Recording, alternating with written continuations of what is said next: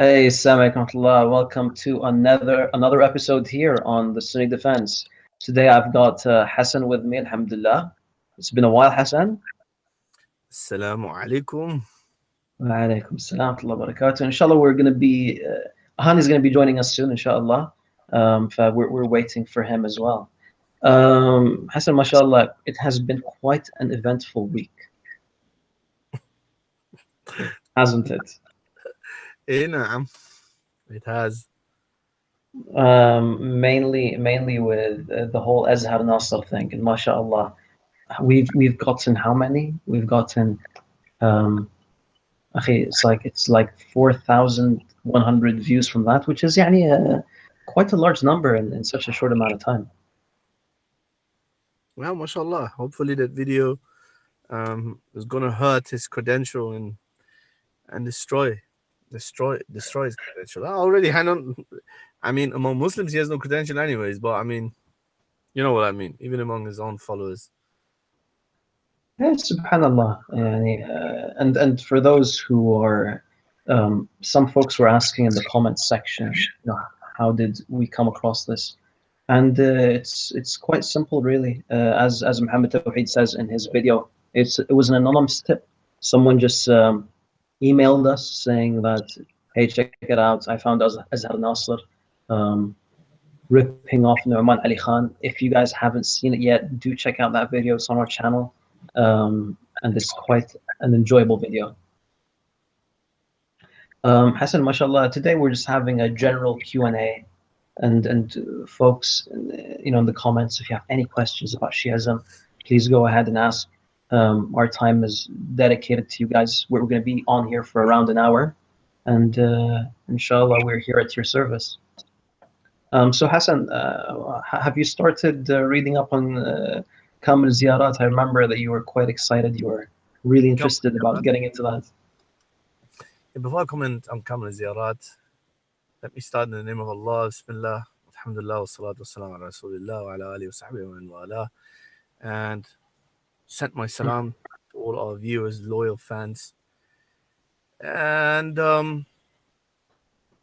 apologies for, I know there's some brothers, there's some commented for the quality. We've promised that we try our utmost to make our proper recorded video about specific subjects in the best possible quality, well, in the best possible way.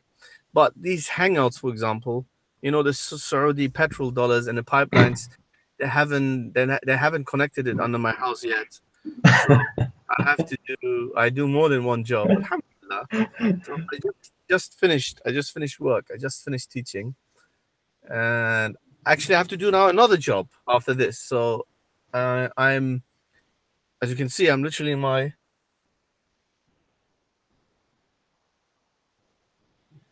how much worth, £7 worth car, or less probably. So that is not the best. The lighting. Excuse us because this is Hangouts after all. Now, as for Kamil Ziyarat, so many projects we want to do. Yes, Kamil Ziyarat that Farid just mentioned, brothers and sisters. A horrible book, a disgusting book, which is and be fair, they don't even know this. Many of them, they don't even know this, but many of their beliefs are derived from this book because everything with regards to all the main things with regards to shrine visitation and veneration is gathered in the book, and a lot of all lies attributed to the Ahlul Bayt alayhi salam, ghulu upon ghulu, extremism upon extremism, exaggeration upon exaggeration about visiting the grave of Hussein is one time better than Hajj, 10 times, 100 times, 1,000 times, contradictions upon contradictions. And anyway, some of the speakers, English speakers, openly, shamelessly, and they advocate that book. They call it a great book. So, yeah, we want to do a series just showing from this book the absolute vile, disgusting pagan beliefs that, wallahi al-azim, if you go to any new Muslim even who has absorbed and understand the pillars of Islam, Tawheed, and why Islam came from, to eradicate human worship, human veneration, shrine, grave veneration, he would even immediately understand that this is nothing, has nothing to do with Islam, let alone Ahlul Bayt alayhi salam. Yes, this is one of our projects. A lot of other things. It's just time, Allah. It's just really time. As I said, I just finished work. I'm gonna be now with Farid here for a little hour, and then I'm gonna go back to work. Otherwise, I would sit like Mr. Farid there in California. San Diego. Miami Beach. And then you mentioned Azhar Nasser, the American Mu'ammim. Oh, yes, yes. And before that, Hani has just joined us. Assalamu alaikum, Hani. Welcome. Where's the voice? Hello? Say again, Hassan? Yeah, it sounds fine. Okay. Subhanallah, yani this whole deal with Azhar Nasser has been quite interesting. Again, for those who are just tuning in, check out that video. It's quite an interesting video. How about you, Hani? Any new projects you working on at the moment? Wallahi, we were thinking of a project related to Tafsir al-Quran and how the Shia interpret the verses of the Quran, because they always claim to have received superior knowledge and more valuable knowledge through Ahlul Bayt. So if that's going to be anywhere, that's going to be reflected in their tafsir books, right? So we're going to read some of that for the people, I guess. That makes sense. Yeah, I'm sure it's going to be an enjoyable project, inshallah. We got one question so far, which is, who was a Shia scholar who admitted all their hadith sciences are taken from Sunnis? I've seen it before, maybe on Twelver Shia, but can't find it anymore. Do you remember, Hani? Shia scholar that said that all the Shia hadith are taken from Sunnis? Mm-hmm. No, the science. No, the sciences. The sciences? Sciences. Sciences, mustalahat. Allahu Alam, it could be one of the Shahidain, or it could be Al-Amili. Al-Amili said that. Al-Amili said that, including the mustalahat, although they have some differences, of course. We don't say kasahel. We don't say kasahih. And there's many of our mustalahat terminologies they have taken, the whole system. Of course, because Ahl Sunnah are the forerunners in this. Ahl Sunnah are the forerunners in everything.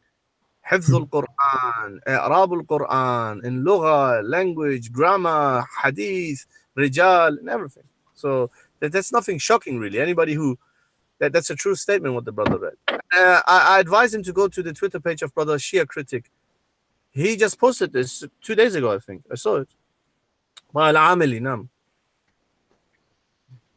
The first, or whatever they call him, Shahid, is it the first, the second? Al-Muhim. From contemporaries, I think Muhammad Sanad made that argument as well. And I think anyone who's anti-ilm al-hadith from among them will make such statements, because, you know, they don't like ilm al-rijal much, so they try to basically reject anything they don't like. So by saying, oh, you guys got it, or those Sulis got it from Sunnis and stuff like that.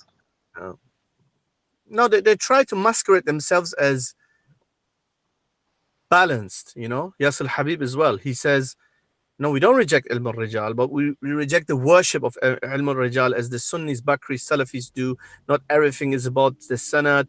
We look at this, at that, Ilm al-Diraya, and we have other qawa'id, usul in our madhab, which is, for example, what is mashhur. What is mashhur among the, for example, mutaqaddimin, among the early scholars, that's accepted. Doesn't matter if the narrations are weak. And then turuq, and a lot of excuses, you know, as if, and a lot of strawman arguments, as if Ahlul Sunnah only look at the Sanad, you know. But anyway, that's some deep stuff. You hadithist guys, you can maybe one day dwell deep into that. Or maybe even we can comment on stuff from Yasir Habib. His stuff is out there. Okay, so here's a question. Why do Shias insult Imam Abu Hanifa? You want to go for that? Shall I go? Sure. Because he's a non-12er. Simple as that. You have to, if you have to understand the brother and sister, of course, they have different ways to approach Sunnis based on time and place. And for example, Iran is a government, Iran's rulers, and even many of their main spokesmen, including many of them, these amama wearing ones, they don't go around and insult Sunnis. They have certain policies, political correctness. However, the asl, the foundation of their madhab is that anybody who rejects any of the imams is like someone who rejects any of the prophets. And the asl of the madhab is that every Sunni is a Nasibi, is impure, najis, enemy of Ahl Bayt. Yes, there's some tafsil. We have to be fair. Tafsil means they differentiate between the level of Nasibism and how much of a Nasibi you are. If you're Nasibi to the degree of being a full-fledged kafir and whatnot. But anyway, Abu Hanifa is one of the ru'us of kufr to them, which means one of the heads of kufr. That is why you have to understand in their books, they have narrations attributed to Jafar al-Sadiq, I think, and other imams, especially to Jafar al-Sadiq. Obvious fabrications, you know. Jafar al-Sadiq Jafar al-Sadiq is portrayed like some weirdo, a'udhu billah, satanic, crypto, underground religion, cultish head of a religion sect. So whereas we have all the reports of Jafar al-Sadiq, he born, lived, and died in Medina, and he praised or talked about Malik. Malik took from him, he took from Malik or sat with Malik, or Jafar al-Sadiq taught in Medina. Yet they have lies about him that Jafar al-Sadiq, once he was alone with his conspiracy, he insulted Abu Hanifa. So in a nutshell, brother or sister, they have narrations where their imams, especially Jafar al-Sadiq, make takfir of Abu Hanifa. And Hassan, if you don't mind, go on. Is that it? Or that's it. And it's very straightforward. You have to understand Abu Hanifa, one of the imams of Ahl Sunnah, of course they attack our imams. Whereas to us, subhanAllah, look at the justice of Ahl Sunnah wal Jama'ah. Ahl Sunnah are not people of hatred, people of takfir. And takfir is a ibadah, yes. Mushrikeen are mushrikeen, yeah. But Ahl Sunnah don't go around, on a hate rampage and call everybody, everybody kafir. But look at their religion. Of course, every imam who lived at the time of the imams who did not acknowledge the lies they attribute to the imams is a kafir to them. And by the way, the Safavids, 500 years ago, who turned Iran to majority Shia country, they destroyed the grave of Abu Hanifa. They destroyed the grave and they put dogs inside it and whatnot. And it's all these things is what Muslims don't study, don't know. Maybe even that. Body. We have to go through a whole lecture about that, how the Safavids came to Baghdad and destroyed the grave, and which is the irony here, that these super grave venerators who are obsessed with graves and shrines, only their shrines, only their graves. When it comes to Ahl Sunnah, they eradicated it almost, and not as in leveling it with just Sunnah, which we agree with. No, I don't want to use the words or whatever, what they did, dogs and whatnot. But inshallah in the future. But anyway, yes, Abu Hanifa is an enemy of Allah and kafir to them, Imam Abu Hanifa, because of the lies that they attributed to the imams, that the imams made takfir on him and insulted him or cursed him, and so on and so forth. Jazakallah khairan. Hassan, please mute the mic when you're not speaking, because there's that annoying echo. Hani, here's a question to you. How do Shias answer that Ja'far was, or how do Shias answer that Ja'far was the teacher of Imam Abu Hanifa? Ja'far was the teacher of Abu Hanifa. I don't know that he was the teacher of Abu Hanifa. I don't know that.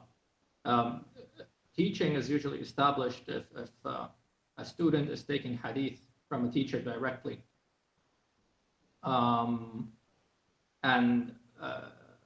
Abu Hanifa's teachings don't reflect the madhab of Ja'far al-Sadiq. So for us, we can play this in our favor. We can say that yes, okay, Abu Hanifa is a student of Ja'far al-Sadiq, therefore following Abu Hanifa means following Ja'far al-Sadiq, and so you guys all have to become Hanafi because this is the teachings of Ja'far. This guy's his student. But I don't think he was his student. Allahu Alam. It's possible that he may have took something from him. Maybe he narrated something from him somewhere, but I don't know that he is. It's just something that's really widespread, but I don't know where they got it from. Same thing about Jabir ibn Hayyan being a student of Ja'far as-Sadiq. I don't know where they got this from. Like, this was not there in the books. In fact, if you look at the books of the Shia, like Brother Hassan is saying, they always portray that Ja'far as-Sadiq was debating Abu Hanifa, not teaching him. He was never, in Shi'i, in Imami books, it shows that Ja'far as-Sadiq was hated him and debated him. Not that he was teaching, or that Abu Hanifa was sitting in with the rest of the students of Jaffa and he was listening to a lecture. I've not seen this. I mean, the Shia, obviously, yeah, they slandered Abu Hanifa because he was competition. He was, at the time, Abu Hanifa lived, also Ja'far as-Sadiq was living, and Abu Hanifa was a scholar that was shining brilliantly, and he was in Iraq, and his madhab was, if I'm not mistaken, and his madhab was spreading, and the Imam Shia didn't like that, and so they wiped the floor with him, just like they wiped the floor with anybody who was a competition to their Imam. Like Abu Bakr was a competition to Ali, they wiped the floor with Abu Bakr. Even if some of the brothers of their Imams appear to be competitors, they will attack the brothers of the Imams. Yeah. Barakallah fiqh. But I think we should try to keep our answers somewhat shorter because there's a bunch of questions. Okay, here's one. Did Ahl Bayt name their children after the caliphs and the Sahaba? We talked about this quite a bit, but if any one of you guys want to answer this, do go for it. Very short. Yes, they did.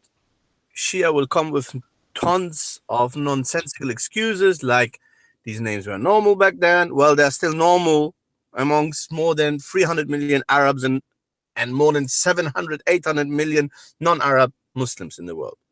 Unless they want to say all these Sunnis are not Muslims. Or they will say they did not intend Umar ibn Khattab. Yes, I'll give you an example. Yasir Habib says Umar ibn Ali ibn Abi Talib, the son of Umar, is named after Umar ibn Salama. Salama radiallahu anha, al-Mu'mineen, had a son named Umar. طيب, then follow the sunnah of Salama. Is she not a good wife from Ahl Bayt? They claim to love Salama and so on. No problem, Mashi. What we say, brother, this is a fact, the scholars know that, it is problematic to them. You can tell. That's why you can see by their responses and justifications and excuses that they are very shallow and weak. Whereas we Ahl Sunnah, alhamdulillah, we don't have a problem. We name our daughters Aisha, just like Ja'far as-Sadiq. He had a daughter named Aisha. We name our son Umar, just like Ali did. If the Rafida say, but Ali didn't name it after Umar ibn Khattab, we say to them, no problem. Go name your daughter Aisha after the good Aisha that Ja'far as-Sadiq did. And name your son Umar after whoever Umar you believe Ali bin Abi Talib named his son after. By the way, there's more, of course, yeah? Yani Al-Hassan and Hussein had also sons with the name Umar, and even Abu Bakr, and this itself, again, deserves a whole show. Inshallah, a whole session, inshallah. Allah barak fiqh. Hassan, please mute, yeah?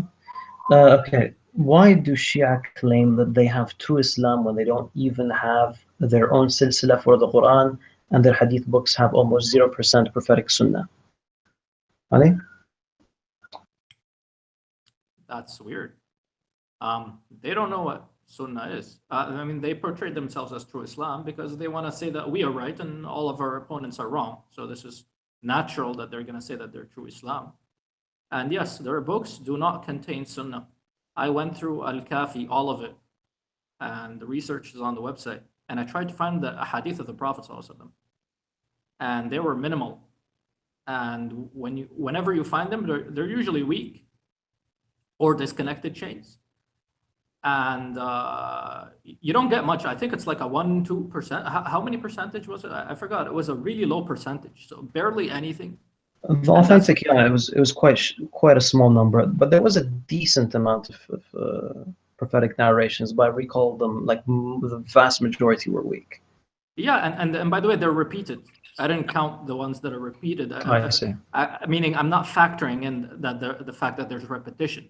A lot of these numbers that you're reading are actually include repetition. And Guys. I was shocked that Al-Kafi has quite a bunch of repetition. I didn't know it has this much repetition. Guys, can I say something? Hello? تفضل bro, go. Before any of us is being accused of jahl, of course it must be said, and brothers and sisters, Ahl Sunnah wal Jama'ah must understand and learn these things. The Rafida will answer back to Hani and Farid and will say, well, all of Kafi, which is Sahih, is full of Sunnah, because whatever Al-Baqir says, if Al-Baqir says, Ana aqul, inni aqul, I say, this is as if Rasulullah said, rather, this is what Allah says. You know that? In their madhab, in their religion, whatever any of the Imam says is not equal to Qala Rasul. No. This is usul. This is the basics from their madhab, from their religion. Their scholars say, based on fabricated narrations, that whatever any Imam utters is what Allah says. This is what above what Rasulullah sallallahu alayhi wa sallam said. And to the awam, to the average people, to the masses, they say, no, this is a Sunni straw man, because when we say when Jafar Sadiq says, I say, where he got it from? He got it from his father, and his father from his grandfather, back to Rasulullah. They make it for themselves very easy, you know. Well, it's like, you know, I'm a Sayyid from father's and mother's side. And then I say, Rasulullah said, and then I say, well, obviously it's from my father to my father. It's not a ridiculous example that I'm giving. Somebody might argue, yeah, Shibrani, but Baqir Sadiq just lived a few generations after the Prophet sallallahu alaihi wasallam. It doesn't matter. It doesn't matter. He is to us a human being who can err. And no ayat al-tathhir will help him. He wasn't even in a cloak. Al-Baqir radiallahu anhu is a great scholar. And we love him. And we love Jafar al-Sadiq, Imam Jafar al-Sadiq. But this is how they're going to excuse it. Maybe you can now elaborate on this, Akhi Farid. Quickly, maybe. What is actually aslan the fault of this qa'idah to say, well, whatever Ar-Ridha says, that is like Ar-Rasul said, Sanad is complete. Sweet. Well, that's one way of handling it. Hassan, please mute, Habibi. Very, very briefly, how the issue with saying that the hadith of Al-Baqir is the hadith of the Prophet and the hadith of Al-Ridha is the hadith of the Prophet, is that Al-Ridha and Al-Baqir will contradict each other, and the Sadiq will contradict them as well. And then, you know, and then they can say this is taqiyya, but then you're attributing taqiyya to Rasulullah sallallahu alaihi wasallam, which is obviously very problematic. And then you have Ja'far al-Sadiq praising, you know, whomever, praising Zurara. Does that mean that Rasulullah sallallahu alaihi wasallam was praising Zurara? It doesn't make sense. This is just a terrible, terrible view. Guys, let's be fast because there's a bunch of questions.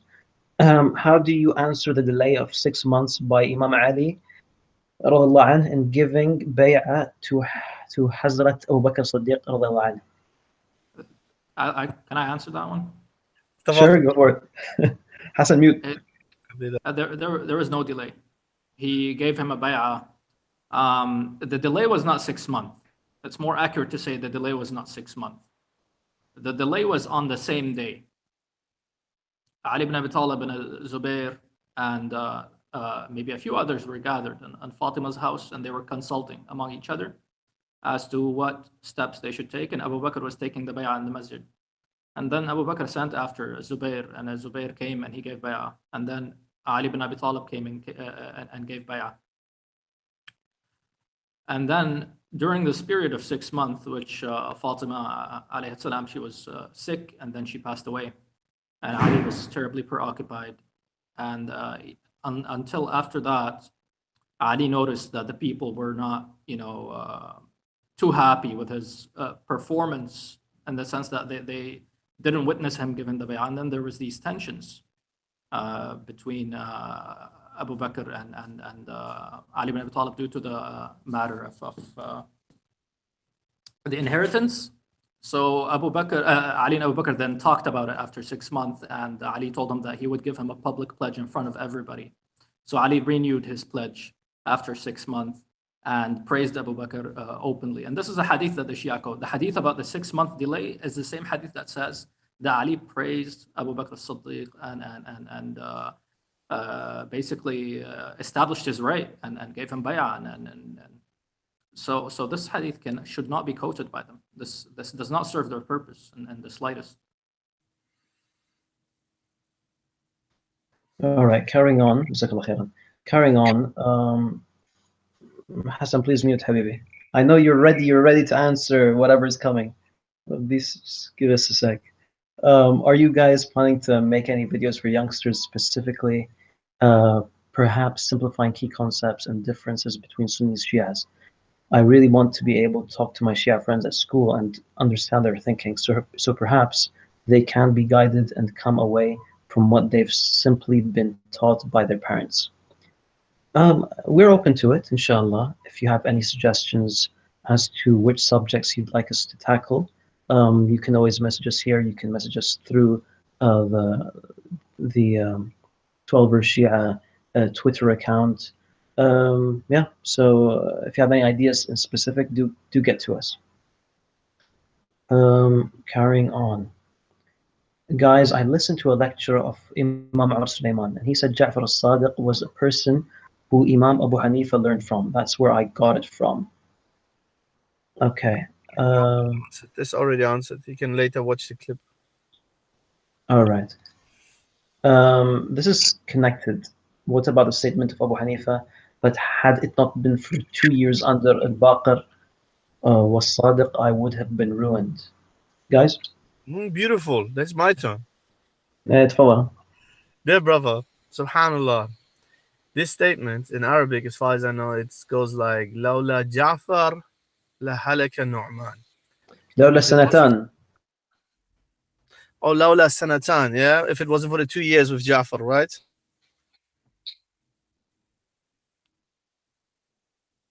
Yeah, that's it. Yeah, so in either way, if it's similar to the statement of attributed to Ali, to Umar, لولا أبا الحسن or لولا علي لهلك عمر. If it wasn't for Umar, if it wasn't for Ali, Umar would have been destroyed. SubhanAllah, it reminds me when I used to be Shi'i myself, and how I use these cheap arguments against Ahlul Sunnah wal Jama'ah, SubhanAllah. And now it reminds me also about the statement of Shaykh al-Islam ibn Taymiyyah that these people, the polemicists, and including myself, one day I was one of them, yeah, at that time, it applies to me as well, are the most deprived people of straightforward thinking and textual evidences to present it. Because, brother, this itself is a praise for both, for Abu Hanifa and Ja'far al-Sadiq. It's not even established. I did my research in this. I've never seen an authentic chain for this statement. But even if it's authentic, then it's good. If it wasn't for Ja'far, me, Nu'man, Abu Hanifa would have been destroyed. If it wasn't for the 2 years with Ja'far al-Sadiq and other narrations, versions, as far as I know, I would have been destroyed. What does it mean, brother? Go to any non-Muslim, please. Say there is Mr. Nu'man. He says about Mr. Ja'far that if it wasn't for Ja'far, I would have been destroyed. Can you explain to me this? Can you give in, based on just this statement, some information? Every normal, sane person who is not full of hatred against Sahaba, against the Salaf, would say, well, it seems that there's Mr. Nu'man being very grateful to Mr. Ja'far, and it seems that they were close to each other, right? This every aqil, every person of intellect would come to this conclusion, except the Rafida. The Rafida see good as bad, bad is good, black is white, white is black. Everything is upside down. The heroes of Islam are all enemies of Allah, and Abu Lu'lu al-Majusi and I don't know, Ibn Nuwayra and all other shabby figures of history, they are great Sahaba, great people. So, brother, this is a praise, and this shows if it can be truly traced back to Abu Hanifa, it shows his humbleness. It shows that he was close to Ja'far al-Sadiq. Just like the statement that is attributed to Umar, that Umar said if it wasn't for Ali, Umar would have been destroyed. This shows the humbleness. This shows the beauty of Umar and the beauty of Ali. Umar thanks Ali. Ali was good to Umar. He advised Umar. This was the relationship. This is what we say. Of course, they come with excuses, taqiyya, for the sake of Islam nonsense. But in either case, that's the answer. Don't shy away. Even if this is true, the statement, it is in our favor, not in their favor. I hope you understand. Allah barak fiik. Yeah, the student-teacher relationship is not so simple. So maybe what they're trying to prove here.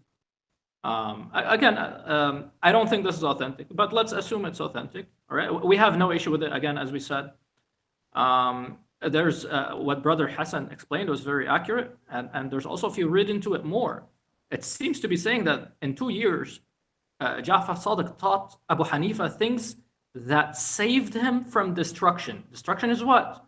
Meaning he was heading to hellfire, right? Well, these 2 years saved him from destruction. All right, great. So what changed in the fiqh of Abu Hanifa? What changed in his aqidah? Do we know that Abu Hanifa, for example, believed in imama? Did he believe in 12 imams? If not, then what did this save? Like, what did he learn from Ja'far there that saved him from hellfire? Exactly. That's one thing. Another thing is, some of the imams of the Shia are students of like Muhammad Baqir used to learn from Jabir ibn Abdullah. So what? And many of the imams of Ahlul Bayt, and I'm not restricting that to the 12, many of the members of Ahlul Bayt, the imams, their scholars, would take knowledge from people who are not necessarily from Ahlul Bayt. But Hani, if you let me just 1-2 sentences. As I said, in my Shia times, I used the same argument. This is a very widespread argument on the net, which, subhanAllah, these people, due to their hatred, do not understand. They do not see the beauty in the statement. You understand? They do not see the beauty in it. They use it as an attack on Abu Hanifa. To say what? That Abu Hanifa was basically a nothing. So it was our holy, divine Ja'far Sadiq who is the best. They don't understand that a normal human being who looks at that without this sectarian tashayyu or Shiism in his head will say, hey, well done, Mr. Nu'man. You are a very humble and grateful person. You're praising Ja'far Sadiq. And Ja'far Sadiq must have been someone close to you. Otherwise, how could he have been close to you, save you, and you say if it wasn't for him, I would be destroyed?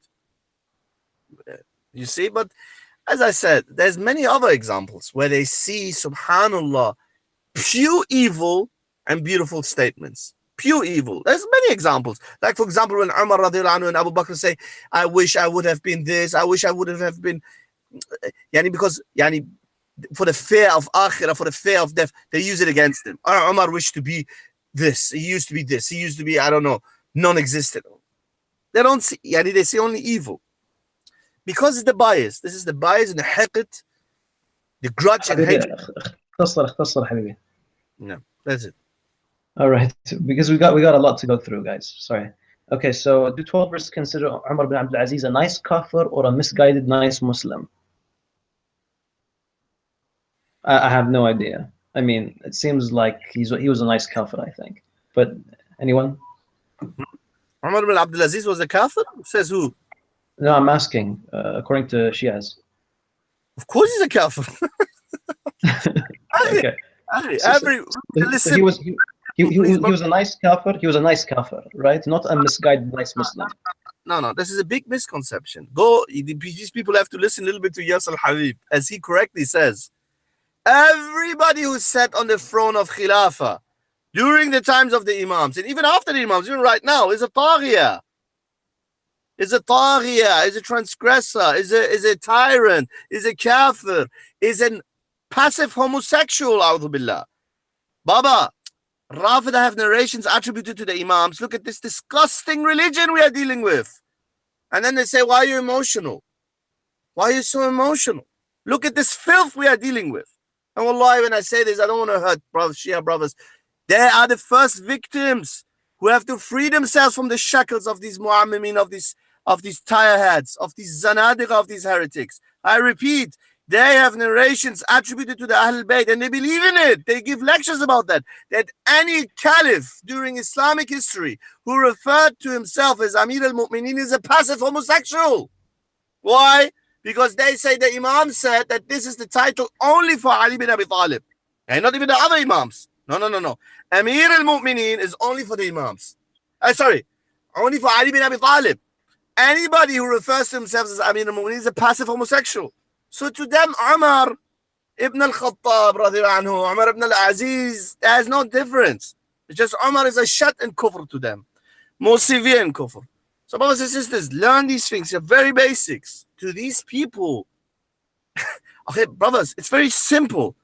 They believe in divine Zoroastrian type like deities who have royal blood and who are the only ones who are allowed to rule. So of course anybody who took the alleged throne is a kafir and worse than a kafir. Now. Okay, here's a quick one. There seems to be a discussion going on in the comment section about the goat eating the verse of stoning. Does anyone want to get that? But باختصار. Hani? I actually will ask you about that. So I know Okay. you research these things. So go ahead and answer. All right, Anthony, inshallah you're listening to me. Very briefly, you will actually find the wording of the verse of stoning in narrations, so it was never lost. Even if we were to say that a goat actually ate a portion of the Quran, we have companions who memorized that verse, and the wording still does exist. You'll find in hadiths. Now, that specific narration about a goat eating a portion of the Quran, firstly, again, it doesn't mean that the Quran was lost, and secondly, the hadith is weak. It's the narration of Ibn Ishaq, Mu'an'anan, in the Sunan of Ibn Majah. So one, it's not an authentic hadith, and two, we actually have the wording of the verse. However, it wasn't inserted into the Quran because the hadith, because the verse was abrogated. So inshallah, you find that to be sufficient. All right, carrying on.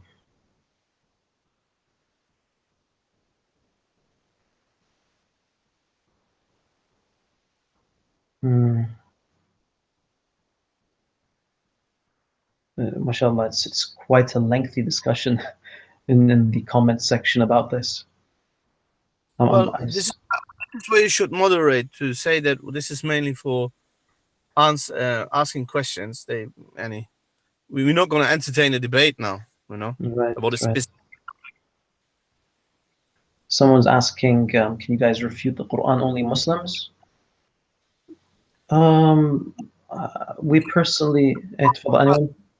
We can put our Superman capes on and refute everything that crawls and moves around the world. And technically, yes, but time-wise,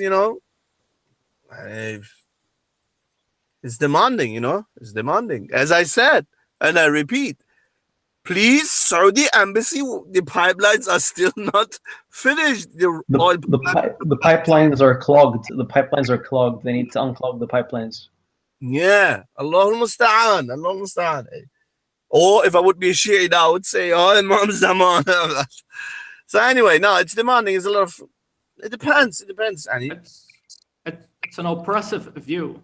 I believe that they are wronging the Prophet, and that's all I'm going to say about this. I'm not going to say more than this. I'm going to say that the Quranists. I don't make takfir on anybody, but because they have a shubha as far as the authenticity of the Sunnah, they don't believe it. I will say to them that you are oppressing the Prophet ﷺ because you are saying that I now, in the year 2018, I can interpret the Quran. However, I'm not going to allow the Prophet ﷺ to interpret the Quran. I'm going to reject the hadith of the Prophet interpreting the Quran, and I'm going to take my own interpretation of the Quran. So obviously, the Prophet of God, his interpretation should be given priority. And that's common sense. You can't drop his understanding of the Quran and we take your understanding of the Quran in 2018. And so the Quranists are just not being fair to the Prophet of God. So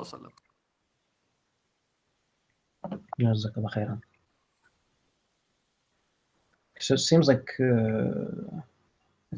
like we have a bunch of questions from Anthony today.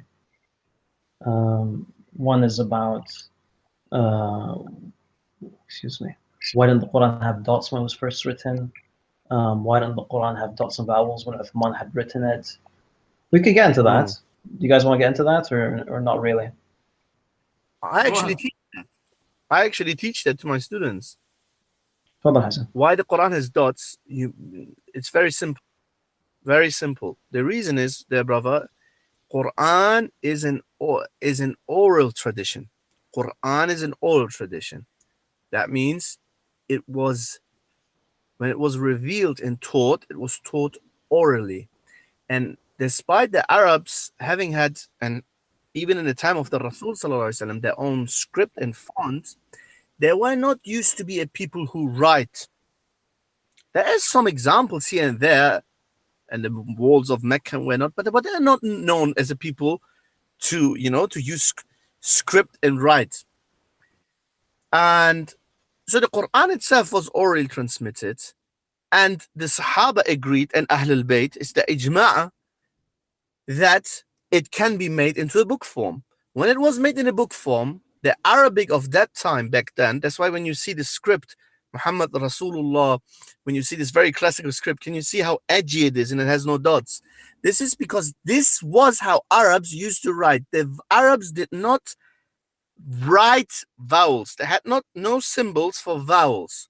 Of course, they pronounced fatha, kasra, dhamma, a, I, u, but they had no symbols for it. Why? Because first, there was no need. There were not the people who write a lot. And even if when they would write without vowels, and the people who read it, for example, a poem, a letter, they could make it out by context because they're native Arabs. However, in the time of Uthman radiallahu anhu, at the later stage of his Khilafah, when it got problematic because many non-Arabs entered Islam, and there was a demand for making the Quran as a book form easier. How easier? Is it to change anything in the Quran? No, the words of Allah are the words of Allah. Script-wise, something was added. Just like today, have you seen the colored Quran when, for example, the name of Allah is red or something is underlined? Nothing is changed. It's just to emphasize something. So back then, some attributed to Ali bin Abi Talib and some to one of his companions that Ali bin Abi Talib radiallahu anhu, gave the order that one of his companions invented the dots. And then later, it was more, first it was just dots, and A, I, U, Fatah, Kasra, Dhamma, all three were just dots. And then the later stage, they turned into the famous Fatha and the Kasra and the Dhamma. So that was for help primarily for non-Arabs, so that when they read the script, they don't make any mistake. I hope it's clear, inshallah. Yeah. Jazakallah khair. It's like guidelines, basically, you're saying. Exactly. There's no change. The vowels were always there. Nothing has been added or changed. It's just the script was made. Let us put it this way. The Arabic script was enhanced. That's what it is. The words of Allah, always the same.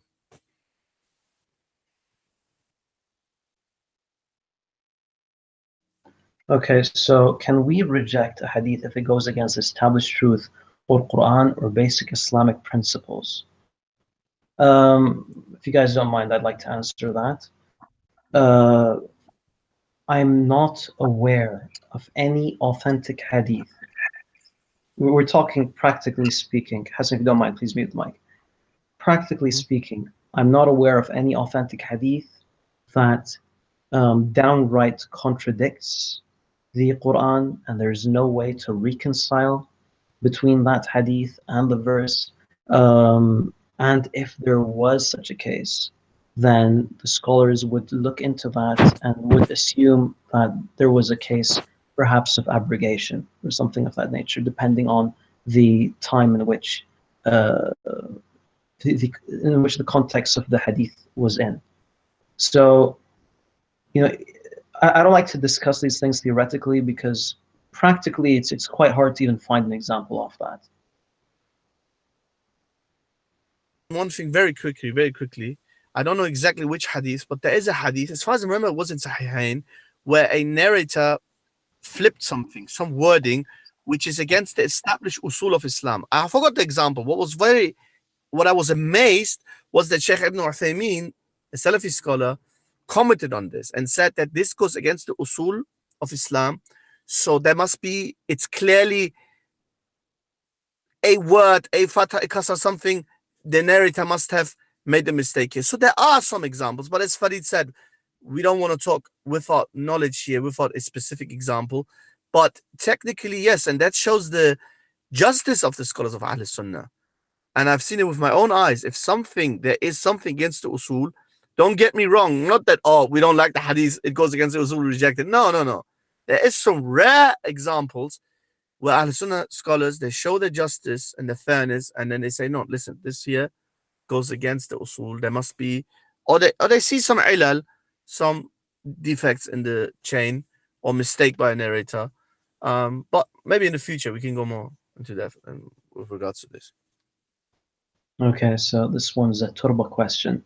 What are your views on the use of turba by Shias, and did any of the tabi'een use such a practice, or is it an innovation? And also ghulu as I see it. Anyone? Well, I'm going to leave most of this for Hassan, but I'm going to just comment a little small thing at the beginning. There was a view among some of the early fuqaha that you can only pray on certain things from the earth, but this was not a majority view. It was a view of certain people. Maybe Umar ibn Aziz even was one of them. Allahu alam, I think maybe Umar ibn Abd Aziz, and you can check Musannaf Abd al-Razzaq for this one. But and this was like any pebbles, any rocks, any sand that you put it. Also, I think among Malikis, there's an opinion that talks about using the prayer mats or not using it.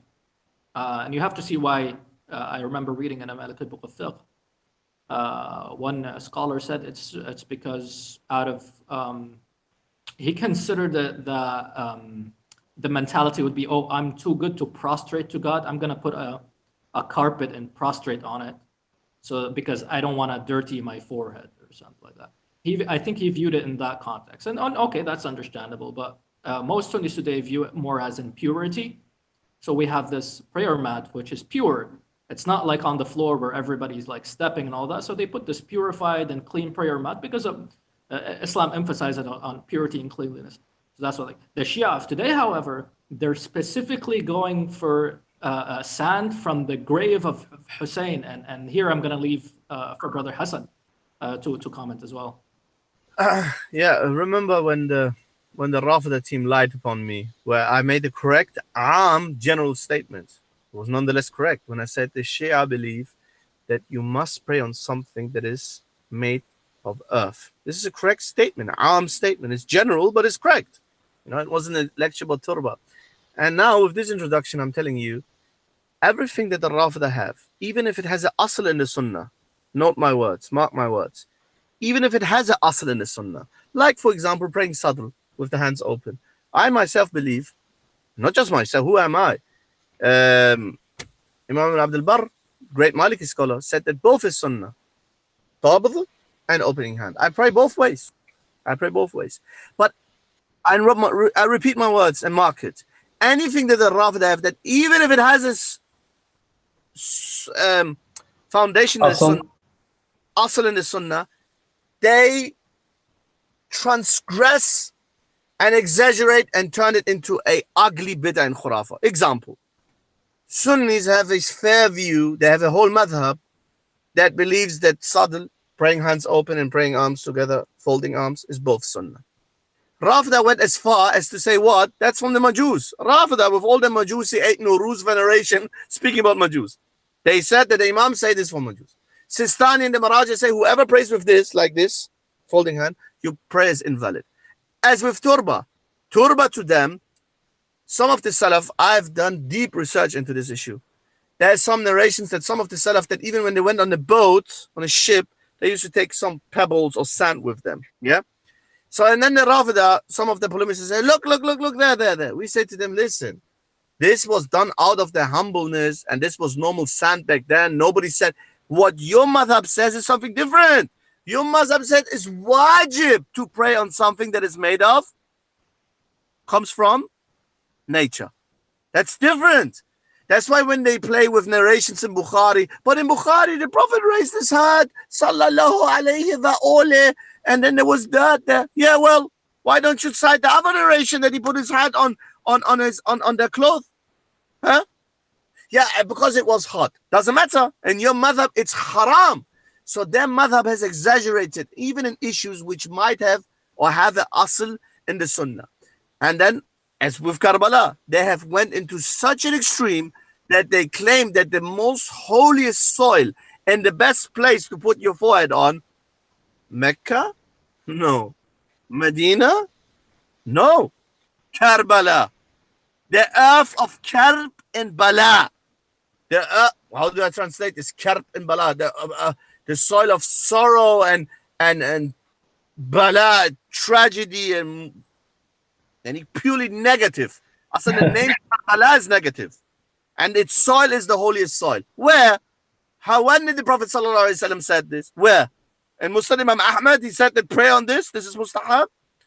So anyway, brother or sister, whoever asked this, know that even if they bring you some quotes here and there that some Salaf used to have some pebbles or prayed on sand, that was the asl back then. Many carpets today, aslan, are made of natural, what you call it, natural components. Everything is. I think this opinion never spread because everything, I can't think of anything on the face of the planet unless it came from Mars. Yeah, well, that is not from the Earth. Yeah, no, they will argue. No.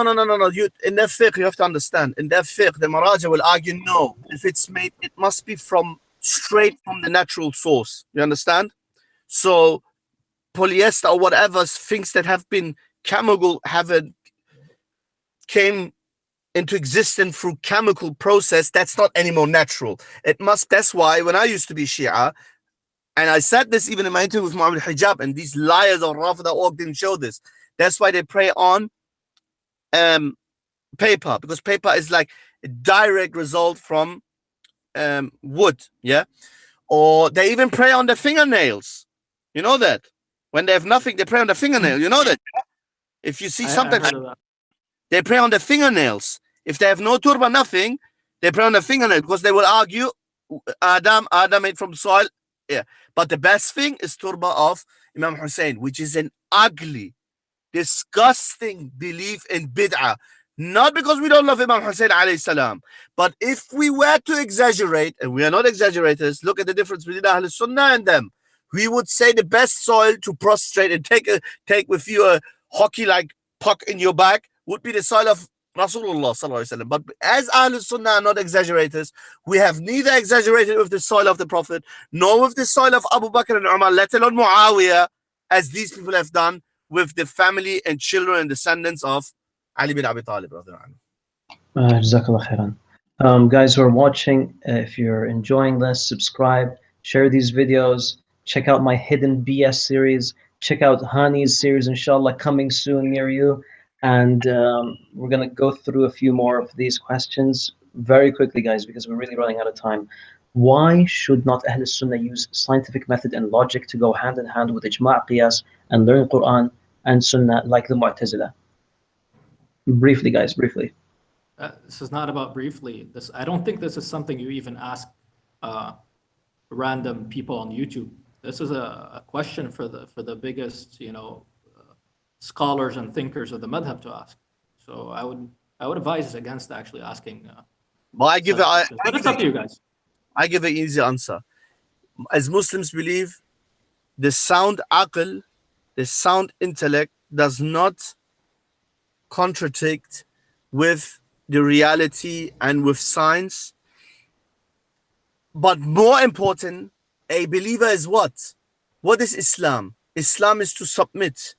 It doesn't mean that we don't use our intellect. It doesn't mean that we only follow blindly. However, there's areas that our brain can't encompass, like the Dhat of Allah, like the essence of Allah.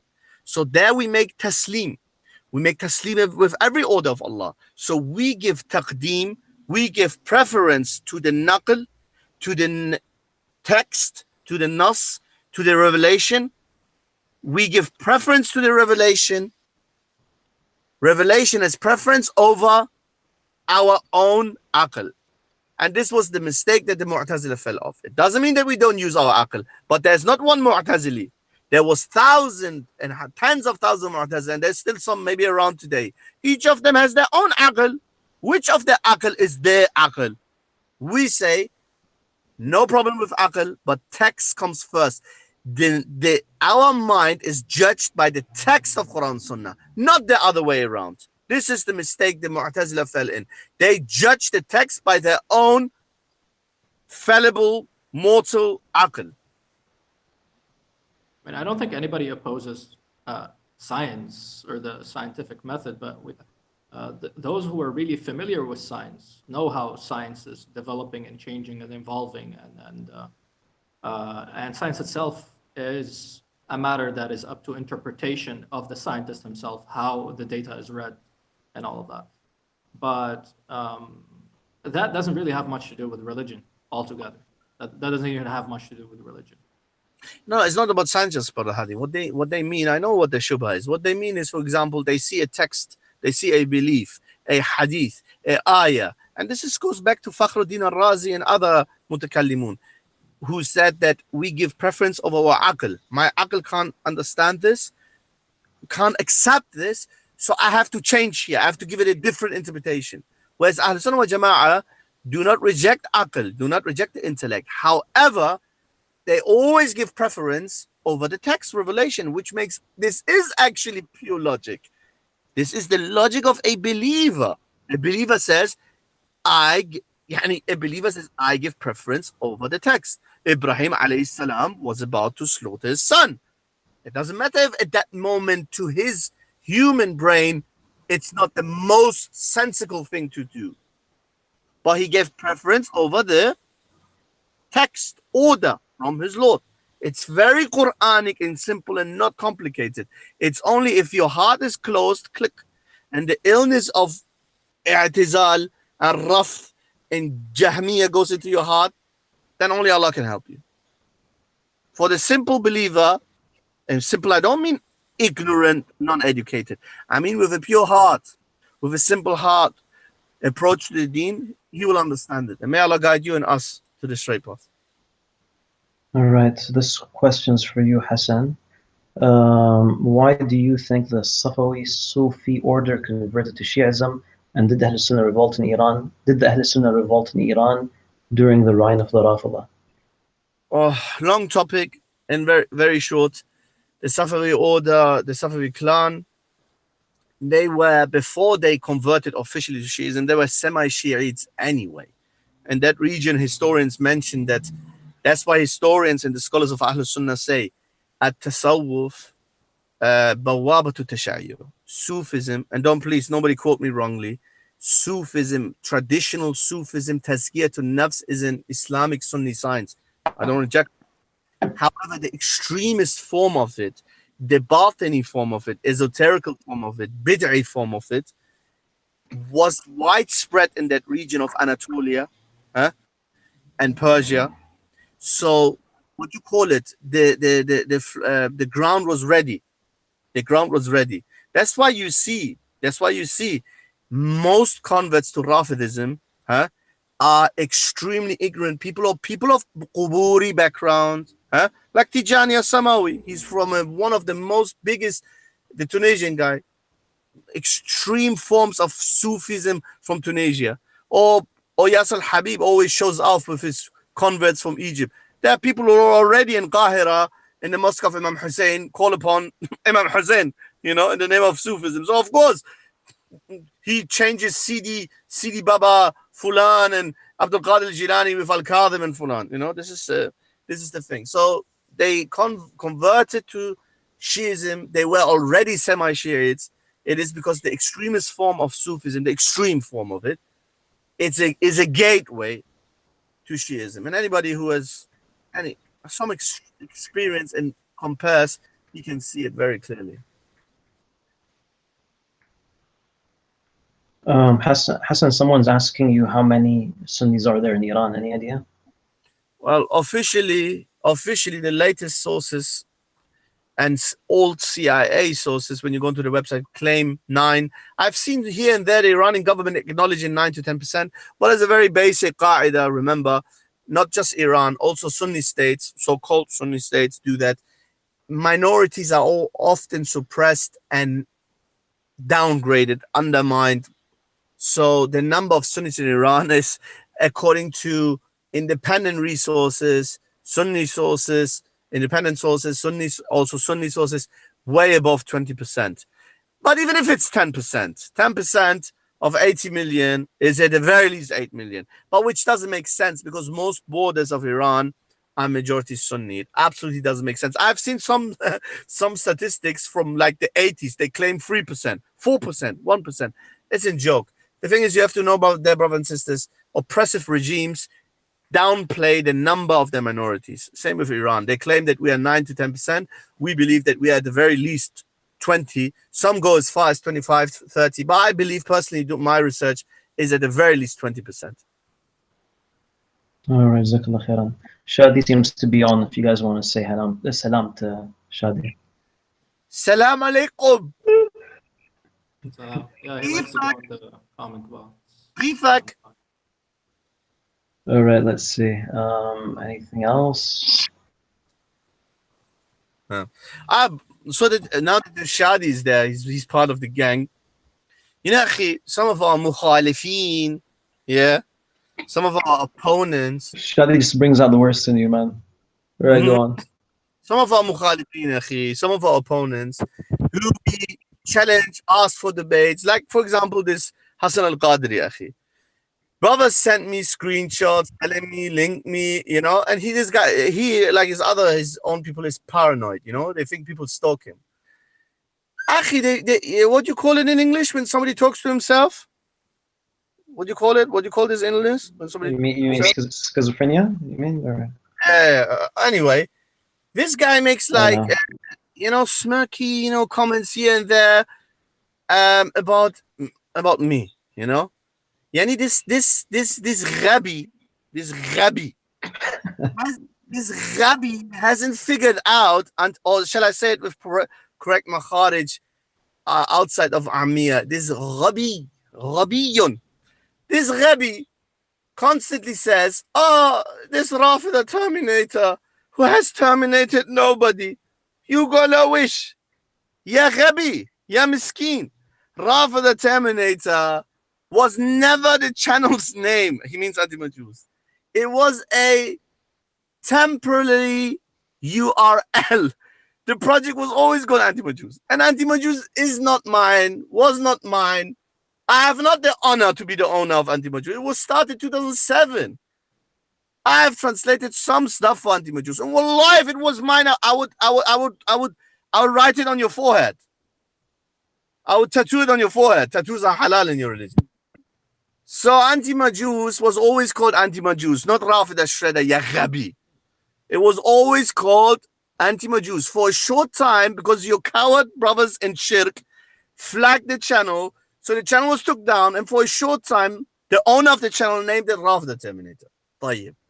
So he goes around, wait a second, he goes around and says, without mentioning my name, maybe, you know, like I'm holy, like it's maybe he thinks I say it, that I'm holy like the 12th Imam. They're not allowed to mention the name according to the early sources. Anyway, he says, oh, he terminated nobody.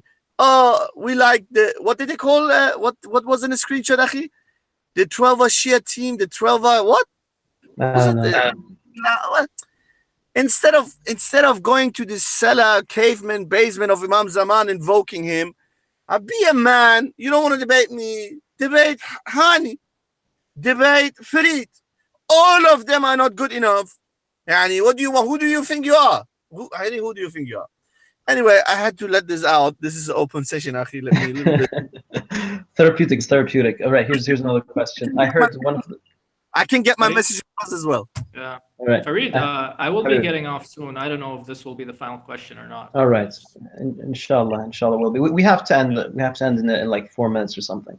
If there's any specific one, let me know. If there's any. Angry Pat is asking a question. You know, Angry Pat's like one of my favorite, folks who's following us. He's been following us since the early days, since like 3 weeks ago. You know, so we gotta answer Angry Pat. He said, I heard one of the Shia guys, I think it was Rida, saying that, or Raza, saying that the Salafis are a minority and go against mainstream Islam, i.e. the Ash'aris, although I don't believe this. Could we go into this a bit? Would you like to answer this? The minority and go against mainstream Islam. Case closed. Say again? The Shias are an even bigger minority and go against mainstream Islam. Case closed. All right. Hani, how about you? I don't know. Is this like from a Shia background? This question? No, it's يعني as a Sunni, do you feel that Ash'aris are a majority? I don't know if there's accurate statistics. I do know that Malikiya, a lot of the Malikiya are, I would say, Ash'ara, and a lot of the Hanafiya are Maturidiyya, and their numbers are huge. They may outnumber them, but I don't know if they're like the majority in the nation. Most lay people don't really dive into complicated issues of aqidah. And I'm guessing he's mainly referring to some of the Hanabila, maybe as which they have they pretty much are Salafi in a sense, and that they adopt the methodology of Ahl al-Hadith.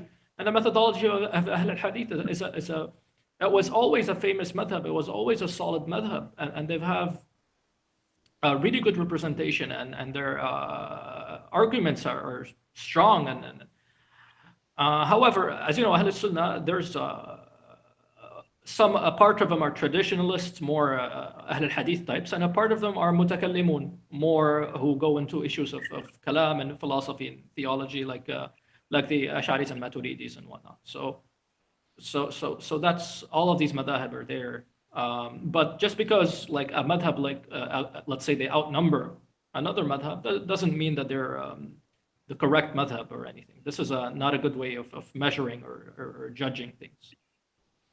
Anyways, I'm going to be getting off right now. So, Assalamu alaikum. And you guys do elaborate more on this. I don't know if there's actual statistics on it. That'd be interesting. Well, I guess we'll end it off in a couple of minutes. I just have a brief comment to make on this. It's hard to find, Hassan, if you don't mind just muting, Habibi. It seems like the average Muslim doesn't know much about Salafiyya or the Ash'ari thought in the first place for them to make a final judgment as to whether they would like to be referred to as a Salafi or a Maturidi or an Ash'ari. However, one way of looking at this is actually I think I don't know if I should even be answering this. I mean, this is never going to end. So I think I'm just going to skip that one. Yeah, I guess it is kind of late. So inshallah, just a quick one. This is for Hassan, really quickly. Why aren't you at Speaker's Corner more often? Well, this brother should have been. Hello? Yeah, Hani's out. This brother should have been following from the beginning. No, it's not his fault if he joined late. As I explained, Farid asked me a few days ago. I just came from work teaching. I'm now chilling here with Farid and I chill with Hani. And right after this, I have to do my second job. I have a life. Not that the people at Speaker's Corners don't have a life, but they have different commitments. Nonetheless, if this roadrunner, this Zindiq, who was it? Was it his, I think his brother even made a comment about this, that is, putting families in danger, who lied upon me and my family and accused me of this horrendous accusation. If this guy, anytime who's there, and I'm being informed in advance, I will go there, especially for that guy, and discuss with him, debate him, and confront him, which is my legal right to ask him, why do you slander me? Why do you put my family into danger? But anyway, their brother or sister who asked this question, everybody has different commitments. I don't have the time to go every Sunday there, but I go any day where there's you're gonna wish guy, the alayhi salam Hassan Qadri guy, Ali bin Abi Talib, that guy. Any day is Hassan Qadri, who's very sensitive, if you say these things. Well, anyway, any day Hassan al-Qadri, any of them is there and they let me know, I will go. I will do my utmost to get there. I do my utmost, but to be there every Sunday, I do minimum two jobs. Sometimes I do 3 jobs. But anyway, it's not suitable for me to be there every Sunday. All right, Jazakallah khairan, Hassan. All right, guys, we're gonna end this right now. Any last words, Hassan? Only thing I would like to say is that there's a lot of nice stuff coming, inshallah. These people, You know, they come with a lot of excuses to avoid discussing and debates, and no problem. No problem. They can do their stuff, as they call it, say it. Oh, we do our stuff. And you look how much, Farid, where's the picture? And Farid, I'm still here, man. I'm still here. Yani, look, brothers and sisters, just Farid advised you to do so. Is it not shame? And I would be ashamed. And has Farid committed any crime? Has Farid not found all these lies? Forget about the Tawhidi video. I'm not even talking about this super Zindiq. I mean this Raza guy. Yeah? This Raza guy. This Imam Turdi guy. Imam Turdi guy, Reza, how many, yani, from his lies exposed, yani, doesn't it deserve a response? Don't his own followers and his cheerleaders and fans say to this guy, well, the Nasibi must be wrong, yeah? The Bakri Farid must be a liar. Yeah? Can't you not answer that? Well, I did message him, and he said he's going to set the record straight. I was still waiting. It's been, I think, like 2 weeks now or something. Week and a half, maybe? I don't know. Straight. We're going to do, inshallah, we're going to do our stuff. And a lot of projects on the way. Well, it's just time. If I had time, if I had enough time, subhanAllah, I would do 10 times the amount of work. But I'm extremely committed. So I need to go now as well, Brother Farid, and I thank everybody. Wassalamu alaikum wa rahmatullahi wa barakatuh. Wa alaikum assalam wa barakatuh. Folks, again, if you enjoyed the show, please subscribe, share these videos. Again, check out the Hidden BS series and check out Honey's new series. It's going to be quite enjoyable. In any case, subhanakallah wa bihamdik, nashhadu an la ilaha illa ant, nastaghfiruka wa natubu ilayk.